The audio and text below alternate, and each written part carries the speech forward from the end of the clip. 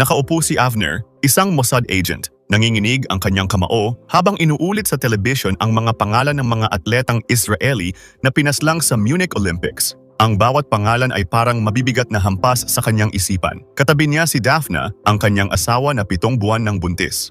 Magkasama nilang pinanood ang balita, nakakulong sa kalungkutan at kawalang kasiguraduhan sa mga susunod na mangyayari. Sa Jerusalem, sa loob ng isang kwarto na puno ng usok, nakakalat sa mesa ang mga litrato ng mga lalaking responsable sa trahedya sa Munich. Nasa pinuno ng mesa si Golda Meir, ang Prime Minister ng Israel. Ang kanyang boses ay puno ng galit ngunit nananatiling matatag.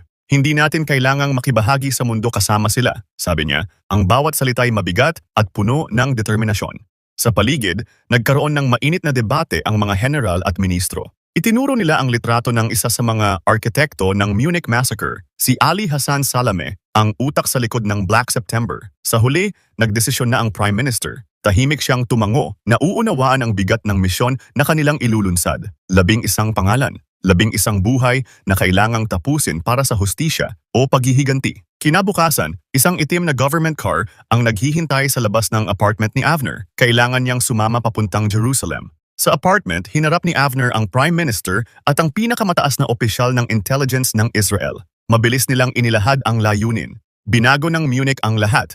At ngayon, hinihiling nilang iwan ni Avner ang kanyang pamilya at tahanan para sa isang matagalang lihim na operasyon. Ang utos, paslangin ang mga responsable sa massacre. Kung hindi tayo gaganti, sabi ng isang general, magkakaroon ng bagong Munich taon-taon. Sa gabing iyon, umuwi si Avner. Sa dilim ng kanilang kwarto, tahimik silang magkatabi ni Daphna. Ang bigat ng hindi masabing detalye ng kanyang misyon ay parang ulap na bumabalot sa kanilang dalawa. Sasamahan kita dito, Avner, pero sa hanggang kaya ko lang. Simple ang sagot ni Avner, hindi ko kayang tanggihan ito. Sa isang maliit at simpleng silid sa Mossad headquarters, kaharap niya si Ephraim, tahimik ngunit seryoso. Isang papel ang nasa harap niya, isang kontrata na pumuputol sa lahat ng kaugnayan niya sa Mossad. Sa papel na iyon, opisyal na siyang naging di-opisyal. Sa kabilang silid, naghihintay ang isang masungit na accountant. Tinukoy nito ang magiging takbo ng operasyon. 2 account sa isang Swiss bank sa Geneva.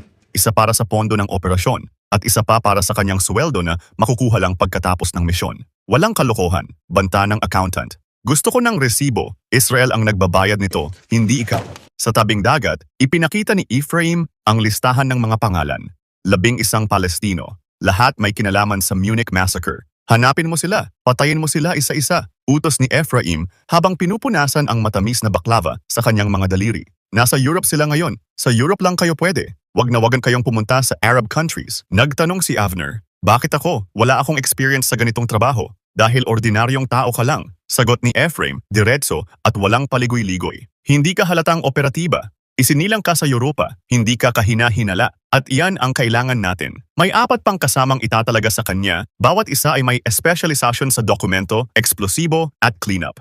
Ngunit si Avner ang may pinakamabigat na responsibilidad sa lahat. Siya ang pinuno. Siya ang maghihila ng gatilyo. Nagbigay si Ephraim ng huling babala. Mas mabuti kung bomba ang gagamitin nyo. Gusto nating mabasa sa mga pahayagan na patay na ang isang sikat na Arab terrorist. Sa sandaling iyon, ramdam ni Avner na wala ng atrasan at walang kasiguruhan kung siya'y makakabalik pa ng buhay. Sa Frankfurt, humarap si Avner kay Andreas, isang dating kakilala mula sa kanyang kabataan. Kilala si Andreas sa kanyang radical na connection at alam ni Avner na dito magsisimula ang kanyang paghahanap. Tinulungan nila si Avner makipag-ugnayan kay Tony, isang bihasang informant na Italyano. Sa isang cafe sa Roma, inilabas ni Tony ang kanilang unang lead. Si Wael Zweiter, isang makata at intelektual na naninirahan sa lungsod. Sa hapon, nagbigay ng talumpati si Wael Zweiter sa harap ng isang maliit na audience. Habang nagsasalita siya, tahimik siyang inoobserbahan ni Carl mula sa kabilang kalye.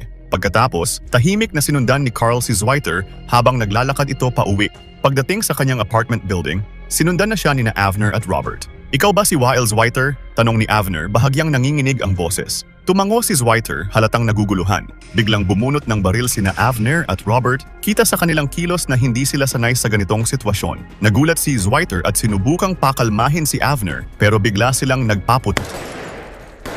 Bumagsak si Zweiter, kasama ang mga grocery bag niyang nabitawan. Pumutok ang mga bote ng cherry juice at dish soap, humalo ang mga ito sa dugo sa sahig. Sa kaba, mabilis na tumakbo sina Avner at Robert pabalik sa kanilang kotse. Nagtipon muli ang grupo sa patio ng isang maliit na hotel. Tahimik nilang ibinuhos ang alak, sinusubukang palamigin ang kanilang nerbiyos. Dumating si Carl, inilapag ang isang basyo ng balas sa mesa.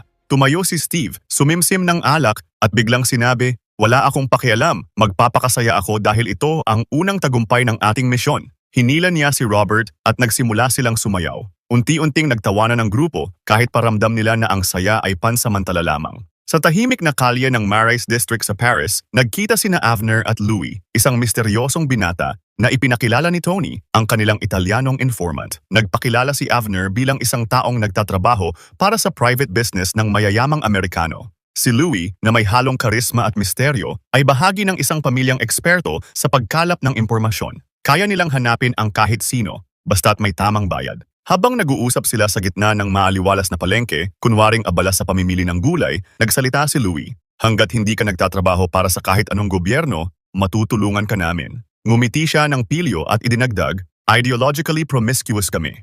Isang pahiwatig na ang kanilang pamilya ay hindi kumikiling sa anumang panig, basta't may kapalit na pera.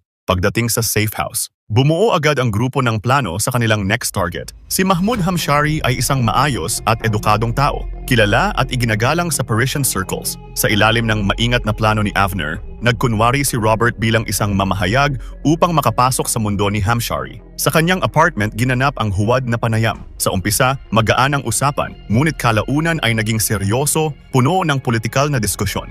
Ibinahagi ni Hamshari ang sakit ng buhay ng mga Palestinian refugees. Binabatikos ang karahasan sa mga sibilyan, ngunit inilalantad din ang mga taon ng dahas laban sa kanilang mga tao. Dumagdag sa tensyon nang sumama sa usapan ang kanyang asawa. Kailan ba ito matatapos? Paano ba matatapos ang siklo ng dugo? Tanong niya na puno ng kalungkutan. Habang mabigat ang damdamin sa bawat salita, nanatiling nakatuon ang isip ni Robert sa kanilang layunin. Sa gitna ng usapan, nagkunwari siyang kailangang gumamit ng telepono upang tawagan ang kanyang editor. Naiwan siyang mag-isa kasama ang telepono. Habang abala si Robert, pumasok sa silid ang isang batang babae, si Amina, at nagsimulang mag-practice ng piano. Tiningnan siya nito, puno ng kuryosidad. Ang inosente niyang presensya ay matalim na kaibahan sa marahas na misyon ni Robert. Habang paalis ang batang si Amina at ang kanyang ina, naghanda ang grupo para sa kanilang susunod na target. Habang bakante pa ang kanilang apartment, maingat na ikinabit ni Robert ang bomba sa telepono. Ang mekanismo ay simple. Kapag sinagot ang telepono, doon lang sasabog ang bomba. Kanya-kanya silang kumuha ng pwesto. Tumango si Avner kay Carl. Oras na. Tumawag si Carl, pero biglang humarang ang isang truck sa paningin nila. Sa parehong sandali, bumalik pala si Amina sa apartment upang kunin ang nakalimutang gamit. Narinig ni Amina ang telepono at sinagot ito.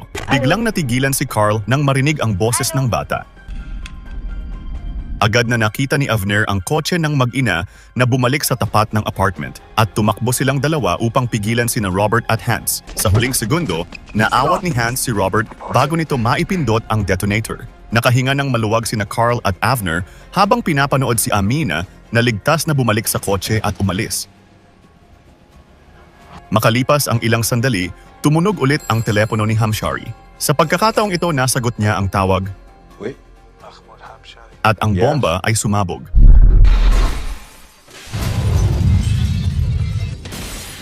Sa safe house sa Paris, ibinalita ni Carl na buhay pa si Hamshari. Galit na sumabog si Steve, "Bakit parang firecracker lang ang nilagay mo sa teleponong yon?" Napuno ng dismayado at galit ang grupo dahil sa sablay na misyon. Sinubukang kontrolin ni Avner ang tensyon. Ipinaliwanag niya ang kahalagahan ng bomba na hindi lang pumapatay kundi nagdudulot din ng takot. Pero hindi nawala ang bigat ng kapalpakan. Tahimik na umalis si Robert, halatang puno ng hinanakit. Habang iniisip ng grupo ang kanilang mga nagawa, tumugon naman ang kanilang kalaban. Pumutok ang balita. Mga sulat bomba ang ipinadala ng Black September sa iba't ibang embahada ng Israel. Isang nakakakilabot na mensahe ng paghihiganti. Ganti nila ito, sabi ni Avner, nang tawagan niya si Carl para pag-usapan ang nangyari. Ang kanilang misyon ay nauwi sa isang madugong palitan ng buhay, isang siklo ng karahasan na tila walang katapusan. Tinanong ni Carl kung nasaan siya. "Nasa New York ako, kumukuha ng mga impormasyon," sagot ni Avner. Pero ang totoo, lihim siyang bumalik sa Israel upang makita ang kanyang manganganak na asawa. Sa silid ng ospital, tahimik na nakaupo si Avner at ang kanyang ina. Dumating ang bihirang sandali ng kasiyahan, ang pagsilang ng kanilang anak na si Jeola.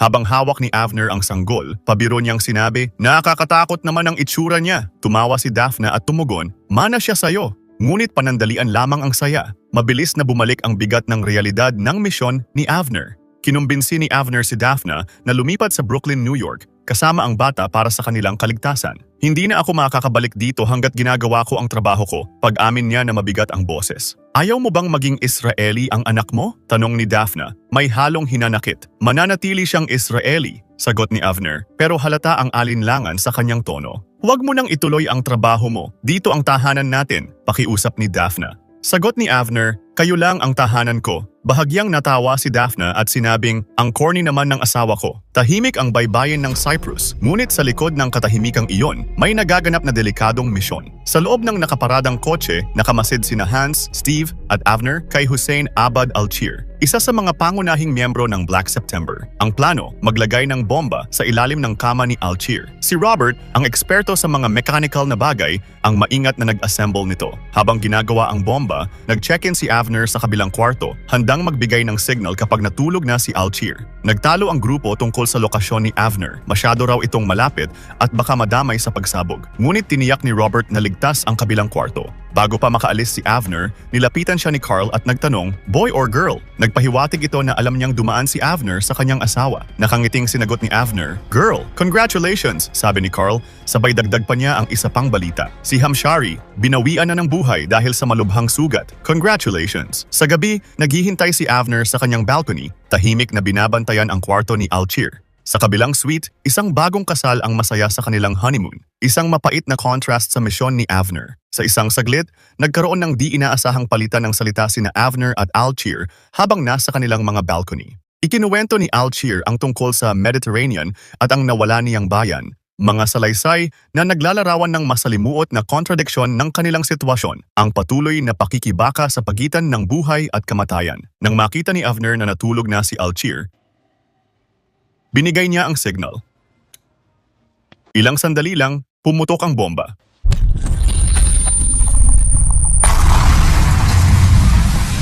Napakalakas ng pagsabog, higit pa sa inaasahan nila. Gumuho ang mga pader at ang debris ay bumagsak sa kalye. Halos hindi nakaligtas si Avner mula sa kanyang kwarto na tabunan ng usok at plaster. Sa kabilang kwarto, duguan at sugatan ang bagong kasal. Agad silang binalot ni Avner ng mga kumot at dinala sa ligtas na lugar. Tumakbo naman si Carl papasok sa nagliliyab na kwarto ni Alchir. Ang eksena ay nakapangingilabot, mga piraso ng katawan na nakasabit sa chandelier at apoy na unti-unting nilalamon ang wasak na lugar. Nagkatitigan sina Carl at Avner, isang tingin na puno ng bigat ng kanilang misyon, bago nila nilisan ang lugar. Sa dilim ng gabi, sa isang bangkang pangisda, nagtipon ang grupo. Mainit ang argumento tungkol sa bomba. Sinisi ni Carl si Robert na iginiit na tampered ang grade ng eksplosibong nakuha nila. Biglang sumagi sa isipan ng grupo ang isang nakakabahalang posibilidad.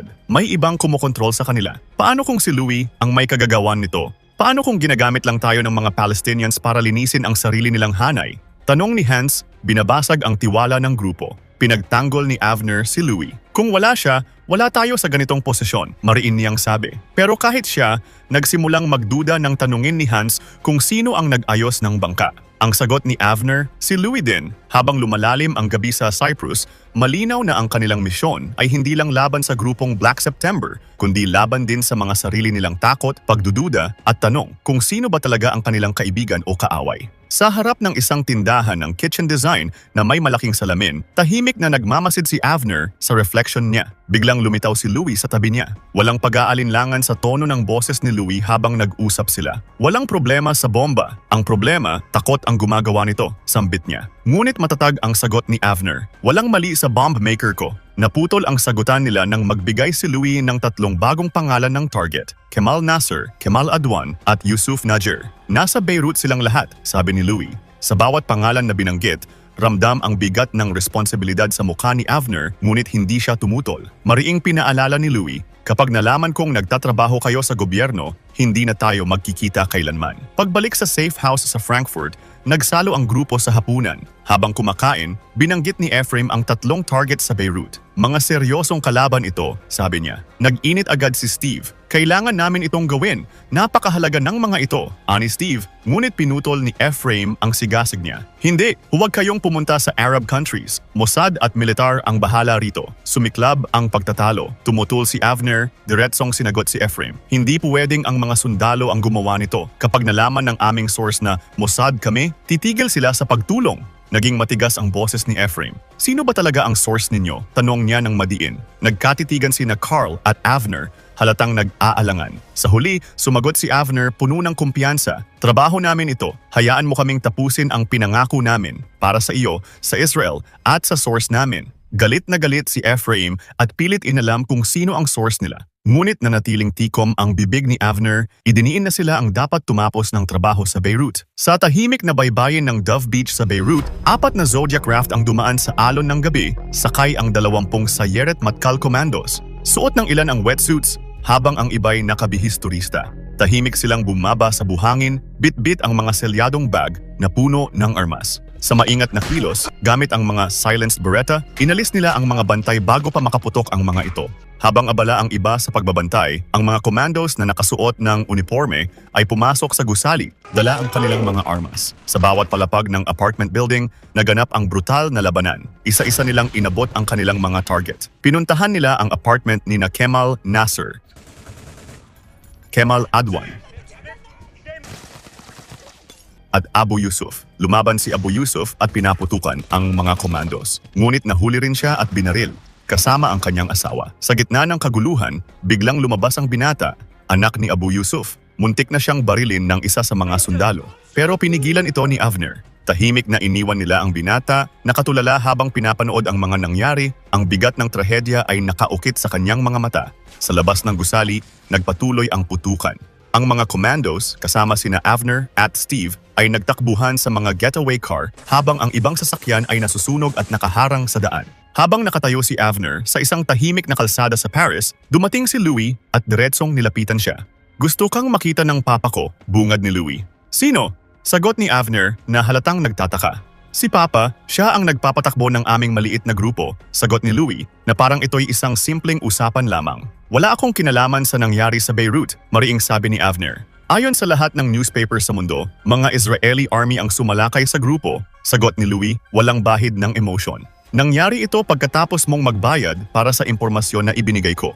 Kung ayaw mong sumama sa akin, ito na ang huli nating pagkikita. Napilitan si Avner na sumama. Pinasakay siya sa sasakyan at nilagyan ng blindfold. Pagdating nila sa destinasyon, binuksan ang kanyang mga mata at nasaksihan niya ang isang nakamamanghang tanawin, isang lumang bukirin sa paanan ng French Alps. Ang liwanag ng araw ay parang ginintuang pintura na bumabalot sa luma ngunit matibay na bahay. Ang lugar ay tila larawan ng simpleng pamumuhay, malayo sa magulong mundo na kinasasadlakan ni Avner. Pagpasok niya sa bahay, nakita niya ang mas malaking pamilya ni Louis. Tinuro ni Louis ang direksyon ng kusina.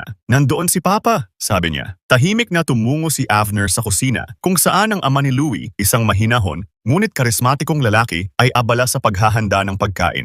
Nagkaroon sila ng maikling usapan habang naghahanda ng mga sangkap. Pareho silang mahilig sa pagluluto at tila nagkaroon ng pansamantalang koneksyon sa likod ng alanganing sitwasyon. Dahil ba sa nangyari sa Beirut, kaya ako nandito? Tanong ni Avner, maingat ang boses. Ngumiti si Papa, ngunit may bigat sa kanyang mga mata. Ginagawa mo lang ang dapat para sa pamilya mo, sagot niya. Sa hapunan, nagbahagi si Papa ng kanyang mga karanasan noong gera, ang mga pagsabog ng tren, ang pagkawala ng kanyang mga kapatid at ang malaking halagang binayaran nila para sa kalayaan. Habang nagkukuwento siya, tila nakikita niya ang sarili niya kay Avner. Isang lalaking gagawin ang lahat para sa mga mahal sa buhay. Pagkatapos ng hapunan, naghanda si Avner para umalis. Bago siya tuluyang umalis, iniabot ni Papa ang isang balot ng andouillettes para sa pamilya mo, sabi ni Papa. Ngunit bago maisara ang bintana ng kotse, nagbigay siya ng babala. Maaari ka sanang maging anak ko, ngunit hindi kita pamilya. Tandaan mo yan. Habang papalayo ang kotse, ramdam ni Avner ang bigat ng mga salita ni Papa. Ang kanilang ugnayan ay malinaw. Ito'y negosyo, hindi pamilya. Ngunit sa kabila ng malamig na pahayag, may bahid ng respeto at pag-unawa. Dalawang lalaking gumagawa ng lahat ng kaya nila para sa kanilang mga mahal sa buhay. Sa paghinto ng kotse, inilahad ni Louis ang pangalan ng bagong target, Zaid Muchasi.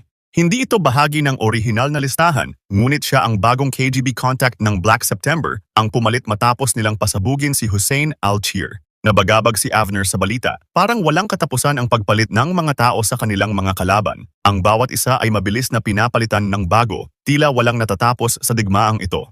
Humiling si Avner ng isang safe house sa Athens bilang bahagi ng plano. Tinanggap ito ni Louis nang walang pagtutol.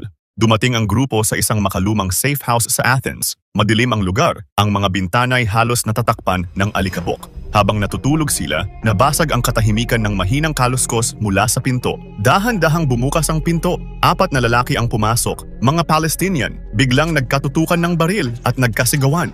Nagpakilala ang grupo ng mga PLO. Ang kanilang leader na si Ali ay nagsabing may pahintulot sila na tumira sa safe house mula sa mga Italyano. Dito nila napag-alaman na si Louis din ang kanilang contact. Agad namang sumagot si Robert, pilit na nagpapanggap at sinabing kasama sila sa Red Army faction ng Germany. Unti-unting humupa ang tensyon nang napaniwala nila ang mga Palestinian na hindi sila kalaban. Alam ni Avner na kung magkakagulo sila, hindi nila matatapos ang misyon. Habang natutulog ang dalawang grupo, sa magkabilang dulo ng silid, nakatayo sina Avner at Ali, nag-uusap sa mababang tono na punong-puno ng bigat ng kani-kanilang pinanggalingan. Babangon ang mga estado ng Arabia laban sa Israel, sabi ni Ali, kalmadong nagpapahayag ng paninindigan. Darating ang panahon na maglalaho din ang Israel. Tahimik si Avner, ngunit sa kanyang titig ay mababanaag ang alinlangan at galit. Itinaas niya ang kilay at tumugon, pangarap lang yan. Paano mo mababawi ang isang bansang hindi kailanman naging sa inyo? Ngumiti si Ali, mapanukso. Ang bawat salita ay sinadyang makasakit. Para kang Hudyo magsalita. Kayong mga Germans, masyado kayong malambot sa mga Israelis. Seryosong wika niya, buo ang akala na totoong German si Avner. Habang nagpatuloy si Ali, iginigiit niya ang pangmatagalang laban ng kanilang bayan.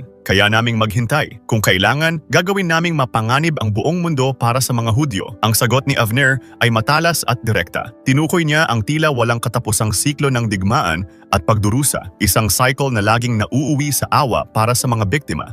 Ngunit hindi natinag si Ali. Para sa kanya, ang pagkakaroon ng tahanan ay higit pa sa digmaan o politika. Ito ay tungkol sa kanilang pagkakakilanlan, isang pangarap na ipapamana sa kanilang mga anak. Sa kabila ng kanilang malalim na pagkakaiba, nagkaroon ng kakaibang respeto sa pagitan nila. Dalawang lalaking magkaiba ang pinanggalingan, ngunit parehong may mabigat na dahilan upang ipaglaban ang kanilang paniniwala. Kinabukasan, handa na ang grupo sa kanilang susunod na misyon. Habang nakaabang sila sa labas ng hotel, isang itim na Mercedes ang huminto. Dalawang lalaking Russians ang bumaba, kasunod ang isang Palestinong lalaki. Si Zaid Mochasi ang kanilang target. Pero kasama nito ang grupo ni Ali, isang hindi inaasahang komplikasyon. Mga Arabs din sila, sabi ni Robert. Bakas ang alinlangan. Kasama ba silang pasasabugin natin? Tahimik si Avner. Matagal ang sagot, ngunit sa huli, nagbigay siya ng utos. Sige, gawin mo na. Pinindot ni Robert ang switch ng detonator, ngunit walang nangyari. Nagkagulo ang grupo sa kotse. Muling pumalpak ang bomba. Si Hans, hawak ang bag ng mga granada na puno na ng determinasyon. Alam niyang hindi sila maaaring mabigo. Bago pa mapigilan ng iba, lumabas si Hans ng kotse at mabilis na tumungo sa hotel. Nagtangka si Avner na habulin siya, ngunit napatigil nang makita si Ali sa lobby. Umiwas siya upang hindi makita. Samantala, nakarating na si Hans sa pinto ng kwarto ni Mochasi. Hawak niya ang granada at handang isakripisyo ang sarili para sa misyon. Sinipa niya ang pinto at sa loob, lumabas si Mochasi, biglang kumuha ng baril. Tinanggal ni Hans ang pin ng granada at hinagis ito sa loob bago mabilis na isinara ang pinto. Isang malakas na pagsabog ang yumanig sa buong hotel. Nagkagulo ang mga tao habang nagmamadaling bumaba si Hans palabas. Sa lobby, nakita siya ni Ali na tila naalala ang kanyang muka. Biglang tumutok ang isang Russian ng baril kay Hans, pero bago pa ito makabaril, naunahan na siya ni Avner. Bumagsak ang Russian at saglit na nagkatinginan sina Avner at Ali. Sa maikling katahimikan, sabay silang nagbarilan. Umatras si Avner papunta sa kotse, pilit na umiiwas habang si Ali ay nag-reload ng baril. Bago pa maituloy ni Ali ang pagbaril, naunahan siya ni Carl mula sa kotse.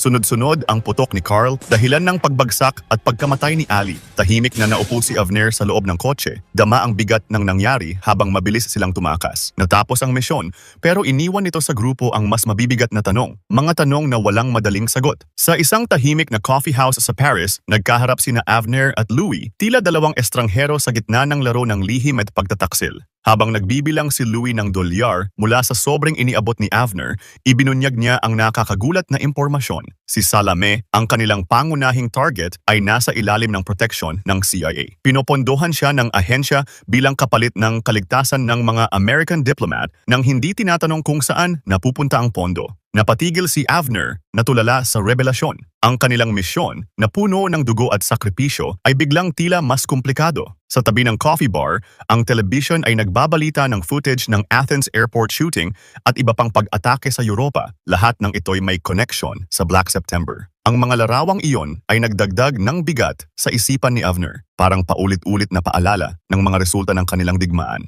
Nasa London si Salame, malamig na sabi ni Louie. Sa karaniwang presyo, inalok niya ang locations ng target. Tahimik na tumango si Avner, tinanggap ang impormasyon, ngunit sa kanyang puso'y nanatili ang mabigat na tanong. Sino ba talaga ang kalaban? Sa safe house sa London, dumating sina Avner at Carl na may balitang natunton nila si Salame mula sa doktor hanggang hotel. Agad na sumiklab ang tensyon. Bakit hindi niyo siya pinatay? Galit na tanong ni Steve. Ipinaliwanag ni Avner na maraming bodyguards at sibilyan sa paligid. Pero mariing sagot ni Steve, ako lang ata dito ang handang bumaril. Nag-init ang diskusyon, lumalalim ang tanong sa moralidad ng kanilang misyon. Pareho lang tayo sa mga kalaban natin, ani Carl. Ngunit matigas na tugon ni Steve, ang mahalaga lang sa akin ay dugo ng mga Hudyo. Sa sobrang tensyon, nauwi ang usapan sa pisikal na sagupaan. Sa gitna ng kaguluhan, tumayo si Avner at matigas na nagdesisyon. Kung armado ang mga bodyguard ni Salame, papatayin natin silang lahat. Natahimik ang grupo, ngunit halata ang lumalalim na lamat sa kanilang samahan. Sa madilim at maulan na lansangan, tahimik na sinusundan ni Avner, Steve at Hans ang grupo ni Salame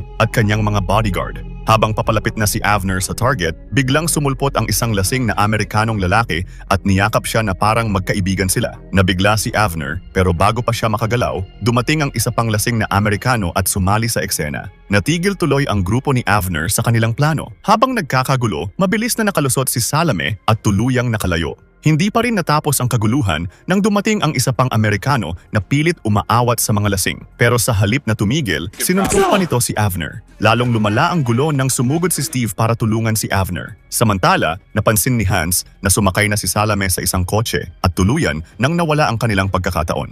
Habang papalayo si Salame, dumaan din sa harap nila ang mga Amerikanong lasing kanina, pero tila biglang bumalik sa ulirat ang mga ito at sabay tinaas ang gitnang daliri.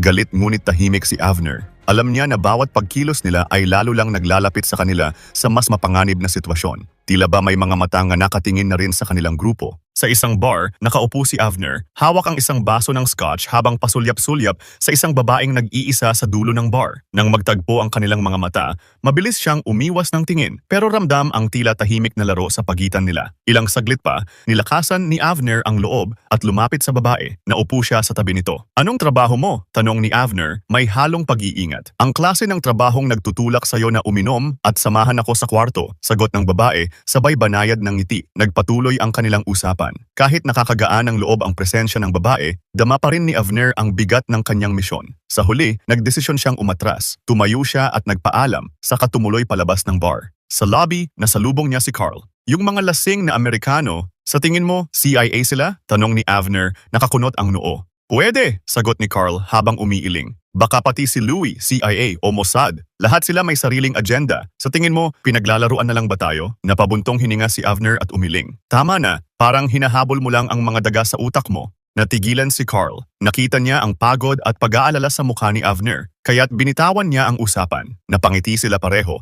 at sinubukan ni Carl na magbiro at nagyaya siyang uminom. Pass, sagot ni Avner, pero bago siya makaalis, nagbigay pa siya ng biro. Mag-ingat ka sa mga magagandang babae. Natawa si Carl at sinabing gusto lang niyang uminom para makatulog. Sa kalagitnaan ng dilim, nagising si Avner mula sa isang bangungot. Hingal at pawis ang bumalot sa kanya. Ang kanyang pagkabahala ay tila hindi maalis. Lumabas siya ng kanyang silid upang hanapin si Carl sa bar. Ngunit wala roon si Carl, pati na rin ang babaeng kausap niya kanina. Habang patungo sa kanyang silid, may naaamoy si Avner na pamilyar, ang pabango ng babae. Sa pagdaan niya sa kwarto ni Carl, napansin niyang bahagyang nakaawang ang pinto. Nagdalawang isip siya ngunit sa huli kumatok. Dahan-dahan niyang binuksan ang pinto. Sa loob, nakita niya si Carl. Nakahiga, hubot-hubad at hindi na gumagalaw. Nilapitan niya ito. Tumambad ang mas malaki at nakakatakot na sugat sa batok nito. Tumigil si Avner, nanginginig, habang tahimik na sumisigaw ang kanyang kaluluwa. Pinakita ni Louie ang larawan ng babaeng Dutch, ang parehong babaeng nakita ni Avner sa bar. Sinabi niya ang lokasyon nito at iginiit ni Papa, "Wala kaming kinalaman sa pagpatay sa kasamahan mo." Pero hindi kumbinsido si Avner, inilabas ni Louie ang isa pang larawan. Si Avner mismo, nakunan mula sa surveillance. Malinaw ang mensahe. Hindi lang sila humahabol sa mga target, sila rin ay pinaghahanap na. Hindi nila pinalampas ang pagkakataon. Pinuntahan nila ang babae at pinatay gamit ang improvised gun. Sa hapagkainan, tahimik silang tatlo. Habang umiinom, sinabi ni Hans, $2 milyong na ang nagastos natin para sa 6 na tao. Pero paano ang pumapalit sa kanila? Kailan matatapos ito? Kapag patay na silang lahat, sagot ni Avner, pero halata ang alinlangan sa kanyang boses. Kinabukasan, nawala si Hans. Hinanap nila ito at natagpuan nila itong nakaupo sa isang upuan sa parke. Wala ng buhay, may kutsilyo sa dibdib.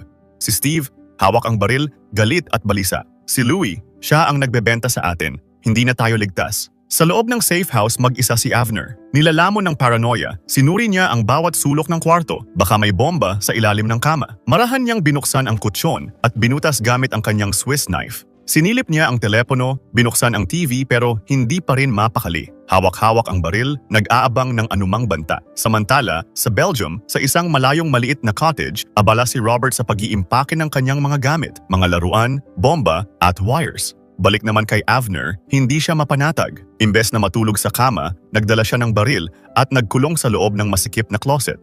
Ang espasyong iyon, kahit maliit, ay tila naging kanyang kanlungan mula sa gulo ng mundo. Habang nagpatuloy si Robert sa kanyang trabaho, tumigil ang maliit na Ferris wheel na iniikot niya. Isang napakalakas na pagsabog ang gumimbal sa gabi. Gumuho ang maliit na cottage, ang liwanag ng apoy ay pumuno sa dilim. Kinabukasan, ang tunog ng telepono ang gumising kay Avner. Tumalilis siya palabas ng closet. Hinabol ang telepono at sinagot ito habang malalim pa rin ang kanyang paghinga. Sa isang iglap, bumalot ang lungkot sa kanya. Wala na si Robert. Sa huling pagkakataon, nagplano sina Avner at Steve na balikan si Salome at tapusin na ang kanilang misyon.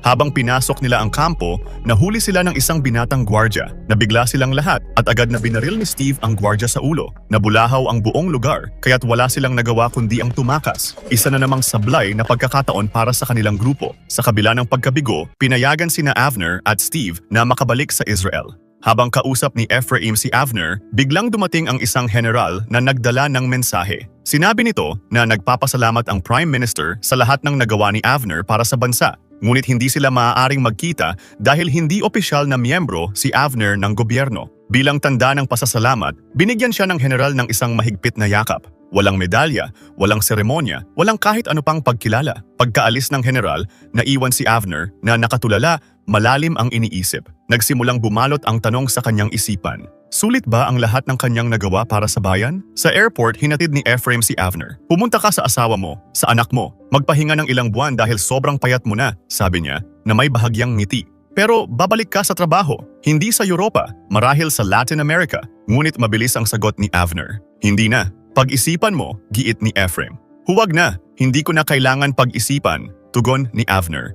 Sa tapat ng kanilang bahay, nakita niya si Daphne, nakaupo sa hagdan kasama ang kanilang anak, kausap ang mga kapitbahay. Sa kabila ng kalsada, nakatayo si Avner, baka sa mukha ang pagod, hindi lang pisikal kundi emotional. Nang magtagpo ang kanilang mga mata, agad na tumayo si Daphne. Puno ng emosyon, nagmadali siyang lumapit at nagyakap silang mag-asawa, mahigpit at puno ng pananabik. Sandaling naramdaman ni Avner ang init ng tahanan, ngunit hindi pa rin niya maiwanan ang bakas ng nakaraan. Sa gabi, habang nakahiga siya sa kama, tahimik niyang nilalabanan ang bigat ng kanyang konsensya. Ang mga eksena ng massacre ay paulit-ulit na bumabalik. Ang mga pagsabog, ang mga bala, ang mga nasusunog na helicopter. Naramdaman ni Daphne ang kalungkutan at sakit ni Avner kahit hindi niya ito sinasabi. Walang salitang binitiwan, ngunit niyakap niya ang kanyang asawa ng mahigpit para iparamdam na hindi siya nag-iisa. Sa kabila ng lahat ng pagkawasak, pinaalala ng yakap na iyon ang katotohanang may nagmamahal pa rin sa kanya at may tahanang naghihintay para sa kanya. Makalipas ang ilang buwan, nakatanggap si Daphne ng tawag mula sa Israel. Hinahanap si Avner. Sa isang bakanting parke, magkasamang naglalakad sina Ephraim at Avner. Pilit na hinihimok ni Ephraim si Avner na bumalik sa serbisyo at sa kanyang sariling bayan. May nagawa ba talaga tayo? Ang bawat napatay namin, napalitan lang ng mas masahol pa. Anong silbi ng lahat ng ito? Tanong ni Avner. Halatang puno ng pagkadismaya at pag-aalinlangan. Ginawa mo ito para sa bansa, para sa Munich, para sa hinaharap, sagot ni Ephraim. Dagdag pa niya, kailangan ka ng iyong ama't ina. Ang asawa mo at anak mo, tunay silang mga Israeli. Bumalik ka na sa bansa. Hindi na! Alam mong walang kapayapaan sa dulo ng lahat ng ito, mariing tugon ni Avner. Sa huli ng kanilang usapan, nagpakita si Avner ng kaunting lambing at pag-asa. Halika sa bahay, maghapunan tayo, huwag kang tumanggi. Tungkulin nating magbahagi ng tinapay sa kapwa Hudyo. Ngunit tumanggi si Ephraim. Ang sagot niya ay maikli, ngunit mabigat ang damdamin, hindi na. Tumalikod siya at naglakad palayo, mabagal at tila pasan ang bigat ng mundo. Iniwan niya si Avner, nag-iisa, tahimik na nagbabantay sa isang pangarap ng kapayapaan na tila imposibleng maabot. Sa huli, siyam sa 11 Palestinong lalaki na nasa listahan para sa asasinasyon ang napatay, kabilang na si Ali Hassan Salame noong